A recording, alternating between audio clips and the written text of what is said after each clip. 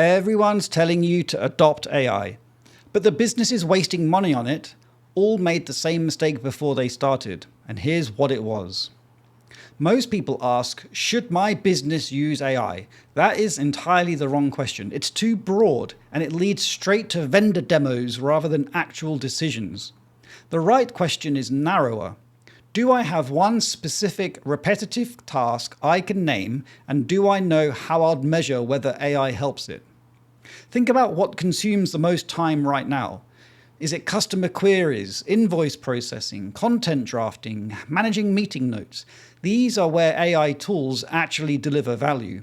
Not because AI is magic, but because the problem is concrete and the improvement is measurable. If you can name the task, you have somewhere to start. And if you can't, you're not ready to adopt. You may be ready to explore, and that distinction matters more than any tool comparison. Once you have a specific task, run it through 3 thoughts before you spend any money. First, name it precisely.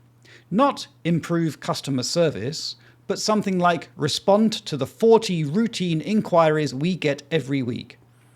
Specificity separates a business case from a wish list. Second, check fit. Does a tool exist within your budget? And does it meet your compliance requirements? GDPR is not optional. If you're handling personal data, the tool must keep it within compliant boundaries. This rules out more tools than people expect. Third, measure before you expand. Set a baseline now. How long does the task currently take? What's the error rate? Run a pilot, measure the change, then decide whether to go further. Businesses that succeed with AI start with one bottleneck. They prove value and they build from there. Those that struggle try to transform everything at once. 3 risks are worth naming clearly before you commit. AI outputs can be wrong. Tools hallucinate, misread context, and produce confident-sounding errors. In contracts, HR, or compliance, a human must review the output. AI drafts, and people can decide. Data privacy exposure is real. Feeding sensitive client or employee data into a consumer AI tool can breach GDPR. Use enterprise-grade tools with proper data controls, or keep sensitive data out entirely. Over-reliance is a documented failure mode. Organizations that deploy AI and walk away find performance degrades and the business case quietly unravels. It needs monitoring, not just installation.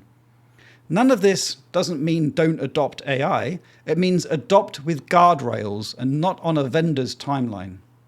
So here's the decision rule. If you can name one specific repetitive task and describe how you'd measure improvement, you may be ready to act. Find a compliant tool, run a pilot, measure the results, and expand only from proven wins. If you can't name the task yet, don't spend any time or money on it. Spend a week mapping where your team's time actually goes.